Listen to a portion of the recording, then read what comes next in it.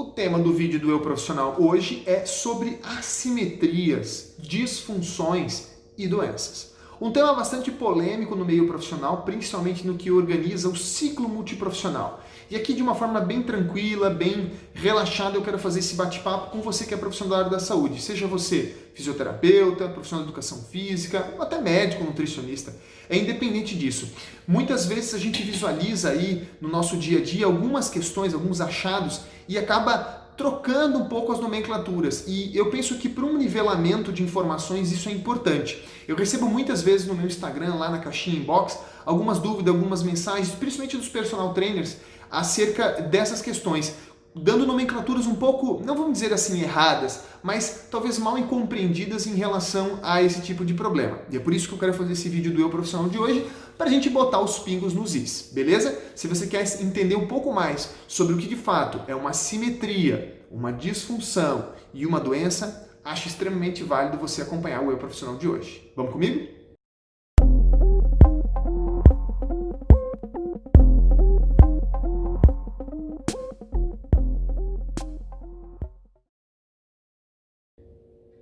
Meu nome é Murilo José Tambosi, se você não me conhece, toda semana eu posto bastante conteúdo acerca de dor, exercício e lesão e um pouquinho do meu tratamento no meu canal do YouTube e também no Instagram, depende aonde você está vendo nessa plataforma, ok?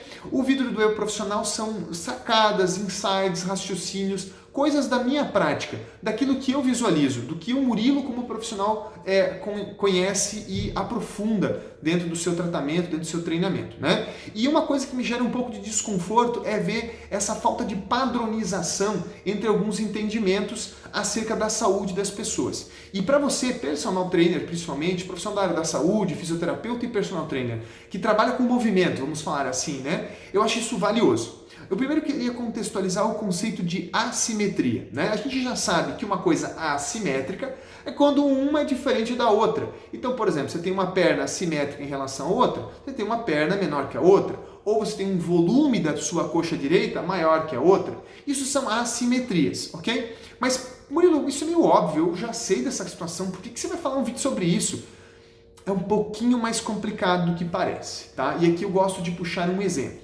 Eu canso de ver na internet, colegas da minha área inclusive, mas também colegas da área da educação física, né, profissionais de educação física, mostrando aí imagens de antes e depois de mudanças posturais, de mudanças da simetria postural, de um cliente que tinha uma cifose um pouco aumentada, de um cliente que tinha uma lordose um pouco aumentada, um ombro mais alto que o outro, e passando assim, olha como ficou antes, olha como é que ficou depois dessa simetria.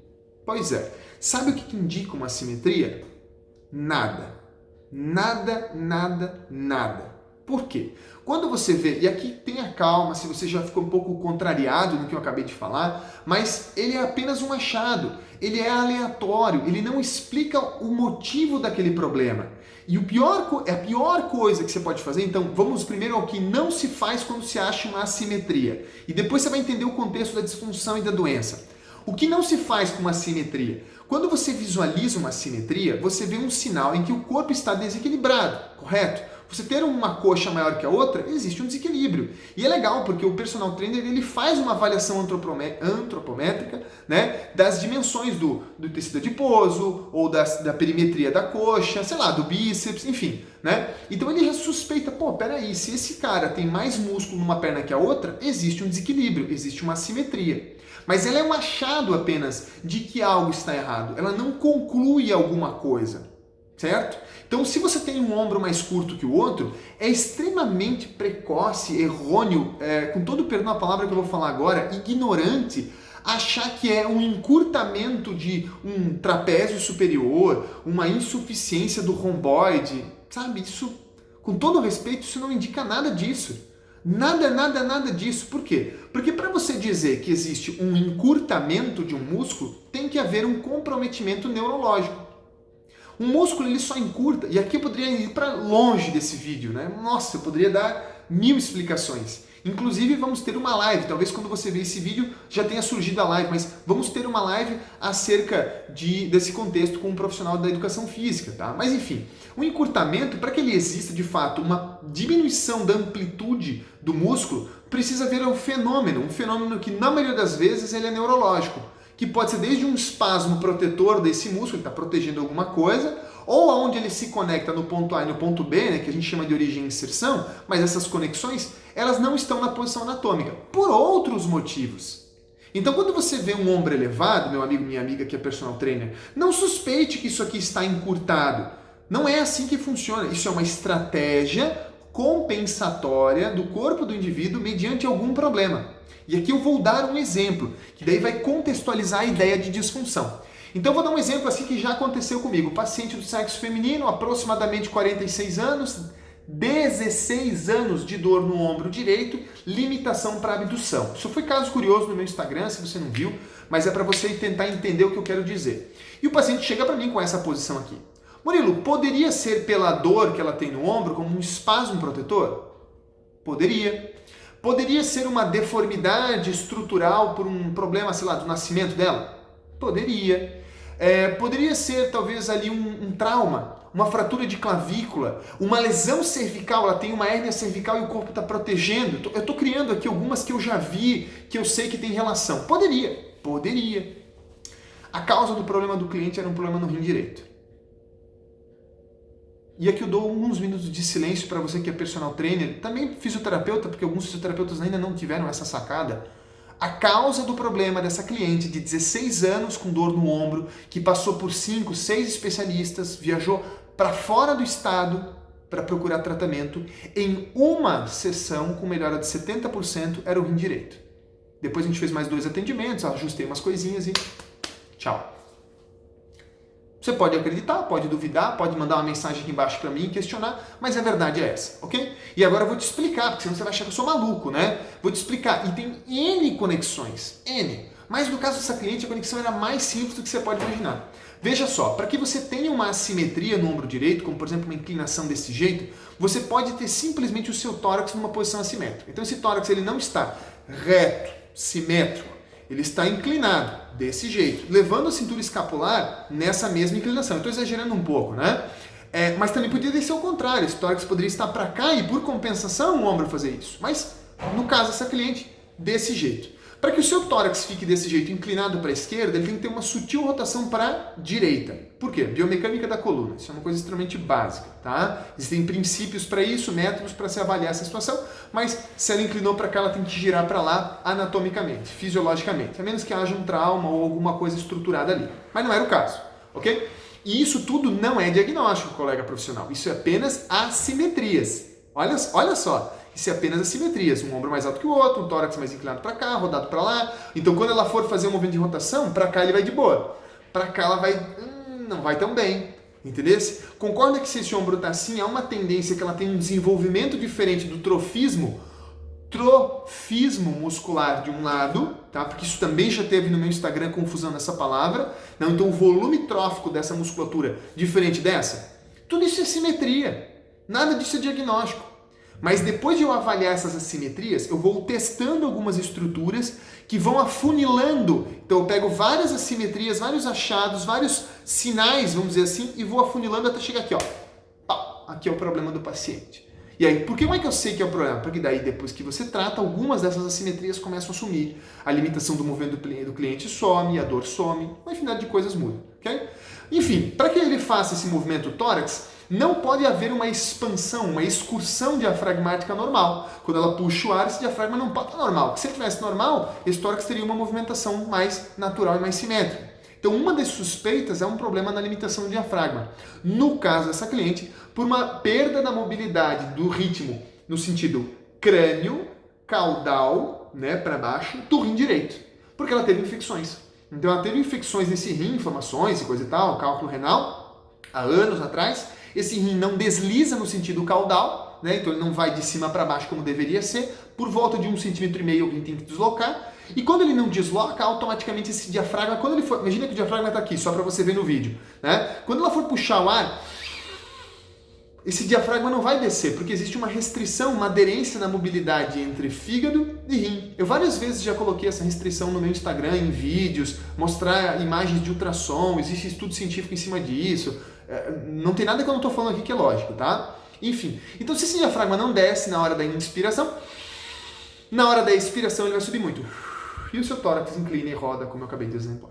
Tá? Então isso sim é um diagnóstico disfuncional, porque naquele rim existe uma perda da mobilidade do sentido cranial para caudal, gerando uma limitação do diafragma, uma inclinação contralateral com rotação homolateral e perda da posição e da simetria escapular, que pode levar a essa sensação de encurtamento do trapézio. E como o tórax rodou para cá, você concorda que se o tórax está aqui, aqui está a escápula em cima, se esse tórax ele rodar para cá, essa escápula ela vai ficar mais alada, mais aberta. Eu não sei se você me entendeu, isso vai ficar um pouco difícil você, personal trainer, talvez para entender, mas ela vai ficar um pouco mais aberta, que dá a ideia de uma insuficiência do serrátil anterior. E aí eu tenho certeza que você já viu na internet alguém falando que viu encurtamento do trapézio, insuficiência de serrátil anterior e não sei o que lá, não sei o que lá, não sei o que lá. Terrível isso, porque só indica sinais, ou melhor dizendo, assimetrias que não indicam basicamente nada. Agora, um profissional capacitado vendo essas assimetrias, ele vai aos poucos concluindo. Tá, mas por que esse trapézio está assim? Por que essa escápula está assim? Por que esse tórax está assim? Por que esse diafragma está assim? Eu vou do porquê, do porquê, do porquê, do porquê, do porquê. Chega numa hora que esse porquê ele converge para um ponto. No caso dela, convergiu para o rim. Eu preciso perguntar para ela por que ela teve problema renal? Não muito. Agora, é claro, saber o porquê repetidamente essa pessoa tem cálculo renal, sim. Se ela teve um evento, tudo bem. Agora, porra, toda hora ela tem cálculo renal? Isso é um problema. A gente tem que identificar problemas talvez associados à distribuição desse mineral a nível ósseo. Talvez ela tenha um problema fazer os minerais como cálcio, zinco, escambau ficar lá no osso. Então é um outro problema. E isso linka com o problema seguinte. Lembra que eu falei que ia falar de assimetria, disfunção e doença? Qual que é a sacada da doença? Se eu sou um fisioterapeuta que tem uma boa visão dessa situação, então eu vou sacar que isso dali, do problema renal dela, pode estar associado a uma perda óssea. Pode, não quer dizer que esteja. E aí eu posso pedir exames. Eu vou lá, peço a densitometria e vejo uma osteoporose. Osteoporose é uma doença. É uma doença. Não que a osteopenia não seja. É também, segundo a CID, é também. Mas entenda que a osteopenia ela é uma variabilidade da qualidade óssea. E quando a gente fala de uma variabilidade da qualidade de um tecido, a gente está falando de uma disfunção. Então, esses temas eles são um pouquinho difíceis de contextualizar. Eu tenho certeza que vai ter colega fisioterapeuta aqui querendo me matar depois que eu falei isso. Não, porque isso é doença, que isso é diagnóstico do médico, não sei o quê.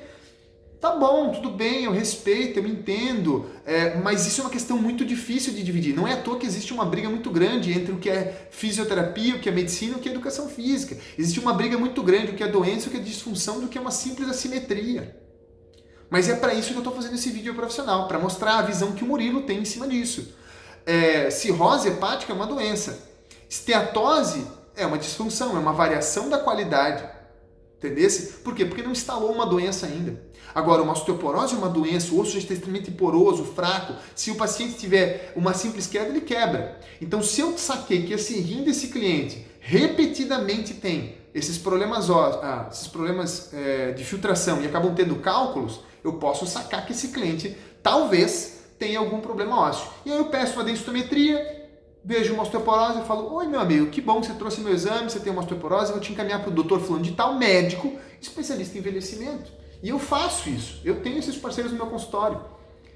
Essa é a sacada, você, personal, que quer se tornar referência, que quer mudar a sua visão, que quer pensar diferente, e não fica falando as asneiras que os seus colegas falam aí, que você tem que ter. Seja você fisioterapeuta ou até médico, se você viu isso, médico, nossa, que bacana que você viu esse vídeo. Você talvez vai entender, pô, não sabia que o fisioterapeuta pensava assim. Eu não sabia que o educador físico também tinha essa sacada. Né? O profissional de educação física, ele precisa ter essas sacadas, ele precisa ver. Por quê? A maioria das pessoas que não tem sintoma nenhum, e isso me deixa arrepiado, a maioria das pessoas que não tem sintoma nenhum, elas vão para onde?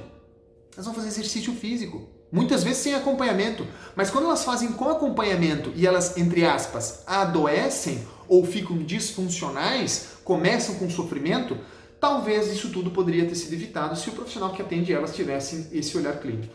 E se ele tem esse olhar clínico, que não é propriedade de ninguém, aprender a ver a pessoa não é propriedade de nenhum profissional. Você pode estudar anatomia, biomecânica e fisiologia e sacar todo mundo como você quer. Agora, você não pode concluir um diagnóstico.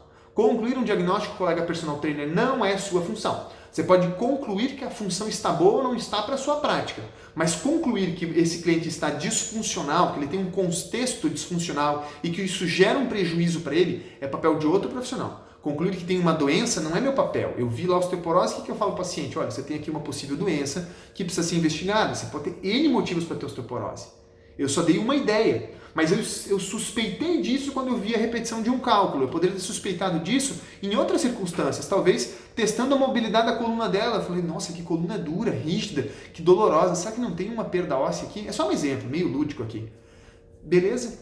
Conseguiu entender? Assimetria não indica diagnóstico, mas são sinais que podem levar a um diagnóstico, ok? Então é fundamental você, colega personal trainer, ter essa sacada, entender um pouquinho disso aí, tá bom? Esse é o vídeo Eu Profissional, onde eu dou um insight meu aqui. Se você gostou do conteúdo, faz a gentileza, compartilha com as pessoas que você conhece, com seus colegas de profissão, com seus amigos, que eu tenho certeza que alguém aí talvez está vendo as coisas como não deveria, está vendo as coisas com um olhar não tão criterioso como eu dei. O exemplo que eu dei é só um dos exemplos. Se você tiver outras dúvidas, se você tiver um quadro que você viu na sua academia, no estúdio personal, faz a gentileza. Manda lá na minha caixinha inbox no Instagram, aqui onde você está vendo, depende de plataforma que você está vendo.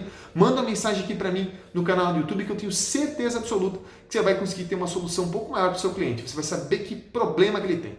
Beleza? No mais, muito obrigado.